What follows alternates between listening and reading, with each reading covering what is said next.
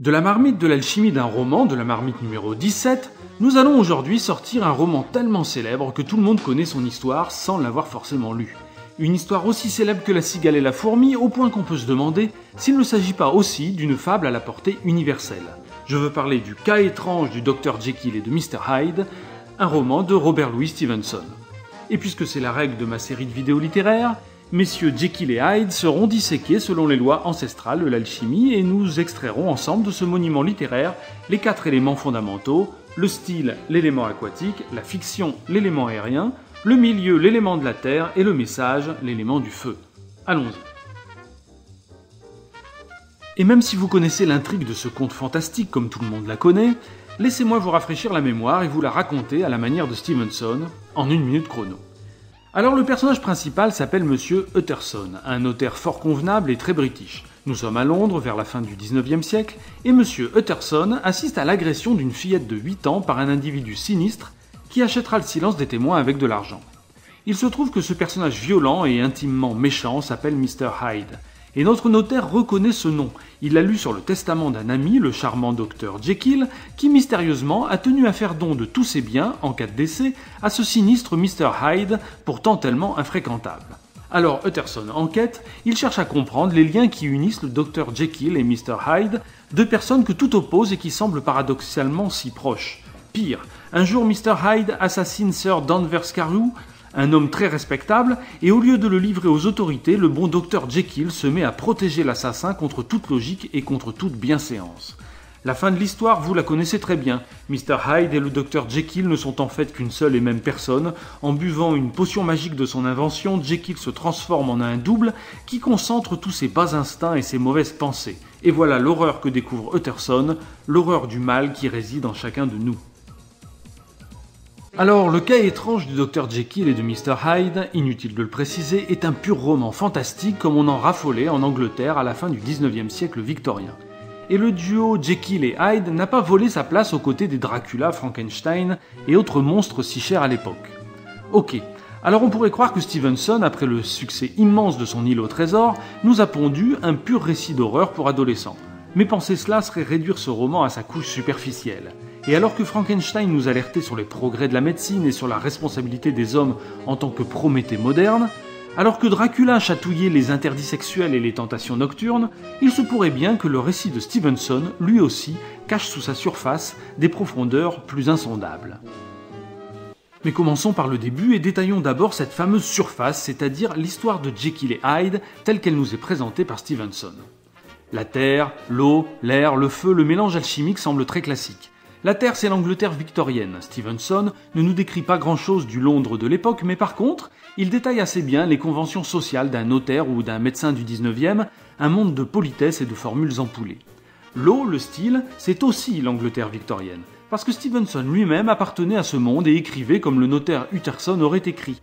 C'est pour cela que l'on trouve sous sa plume des phrases comme « Ce fut avec un vif et superstitieux pressentiment de toucher au but qu'il se dissimula dans l'entrée de la cour. » Un langage un peu trop riche, comme un repas un peu trop lourd, qui empêche de se détendre et de profiter du plaisir. Mais bon, on n'est pas là pour critiquer. L'air alors, l'intrigue.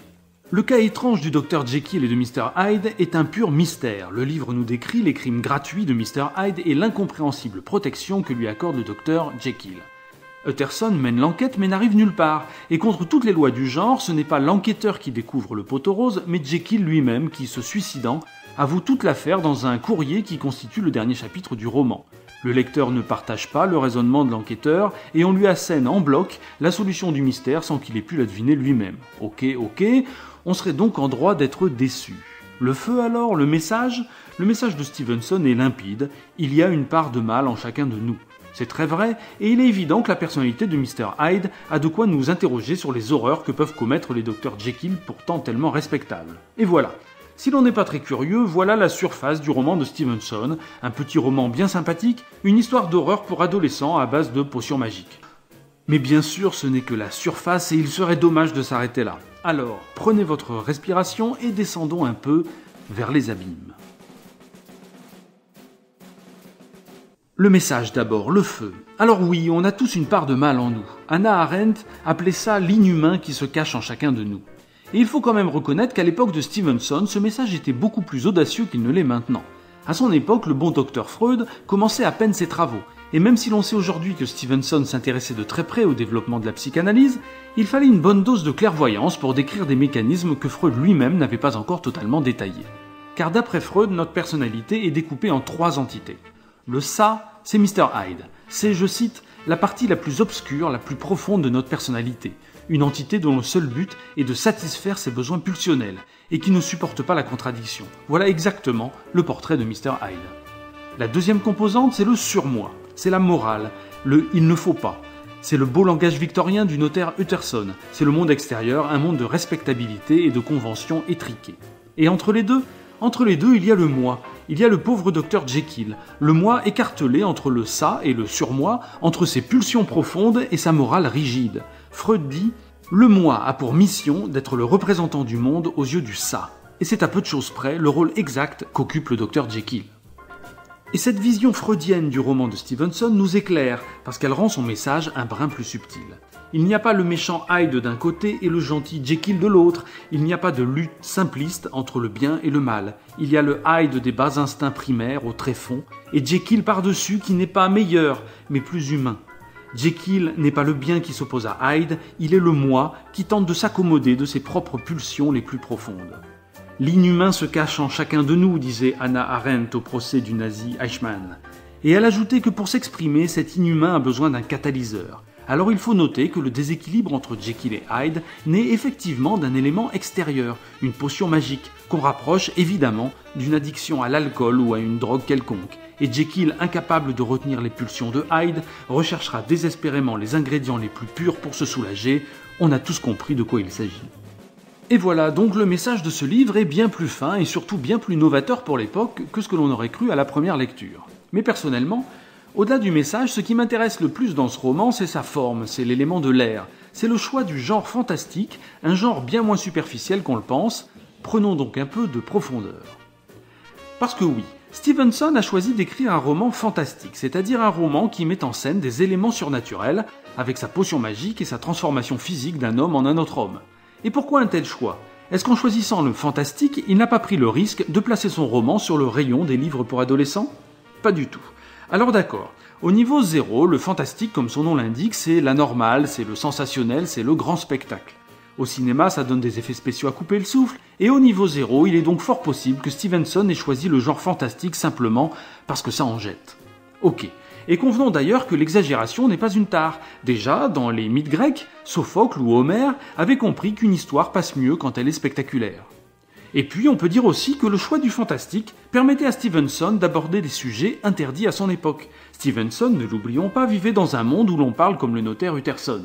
Et s'il raconte au début du roman que Mr. Hyde, sous l'emprise de sa potion magique, piétine une fillette de 8 ans, on peut trouver l'idée bizarre. Mais pouvait-il écrire à la place qu'un homme sous l'emprise de la drogue commet un crime pédophile ? Le fantastique, avec ses images naïves, permettait donc à Stevenson de suggérer, sans trop défier la censure de son époque, ou simplement le bon goût. Mais cette explication-là est historique, et elle ne tient plus dans notre monde moderne. Pourtant, le fantastique est toujours efficace, pour d'autres raisons encore. Le fantastique, quand on y pense, c'est aussi une façon de simplifier la complexité du monde réel. Tout homme, au long de sa vie, se trouve immanquablement confronté à certaines questions bien profondes. La mort, le temps, le destin, le mal. Ce sont des questions très compliquées qui n'ont pas de réponse, on appelle ça la métaphysique. Et le genre fantastique est une manière de traiter ces problèmes en les rendant concrets. La mort devient une histoire de fantôme, le temps une histoire de voyage dans le temps ou de miroir magique, le destin une histoire de génie aux 3 vœux, et le mal devient l'histoire de Mr. Hyde. Et voyez comme le fantastique devient alors un choix judicieux pour entraîner le lecteur dans des problèmes complexes, mais par le bon côté, sans se prendre la tête, une sorte de vulgarisation métaphysique. Et même mieux, à force de simplifier, le fantastique confère au problème une dimension symbolique. Et comme La Fontaine traitait de morale en mettant en scène des animaux, Stevenson réduit le mal et la psychanalyse à l'histoire du bon docteur Jekyll et de son Mr. Hyde. Souvenez-vous, enfant, vous avez appris par cœur sur les bancs de l'école l'histoire de la cigale et la fourmi. Et reconnaissez-le, sur le coup, vous n'avez pas saisi l'importance du message. La chanson vous est restée dans la tête, et ce n'est que beaucoup plus tard, à l'âge adulte, que vous avez compris toute la portée de sa morale. Jekyll and Hyde, c'est la même chose, une histoire pour adolescents que l'on ne comprend qu'en vieillissant. Et voilà toute la force de la littérature fantastique. Elle transforme le vice en Dracula, l'orgueil en Frankenstein, et le mal, les pulsions inconscientes en Mr. Hyde. Elle met un visage sur les choses et nous aide à aborder les grands problèmes métaphysiques en les incarnant. Honnêtement, combien d'entre nous sont capables d'expliquer sans se tromper les théories de Sigmund Freud, alors que tout le monde connaît l'histoire du Dr Jekyll et de Mr Hyde. Et voilà, c'est fini pour le numéro 17 de l'alchimie d'un roman. Si vous n'êtes pas trop fatigué, je vous propose de découvrir l'ensemble de mes autres vidéos sur ma chaîne YouTube en cliquant sur ce bouton. Vous retrouverez aussi mon actualité plus générale sur Facebook, sur la page Les Romans de Jean-Philippe Depotte, ou sur mon blog depotte.com/blog. Vous êtes toujours plus nombreux à regarder mes vidéos et je vous en remercie. C'est votre présence et vos commentaires qui me donnent l'énergie de continuer mon travail. Merci et à bientôt.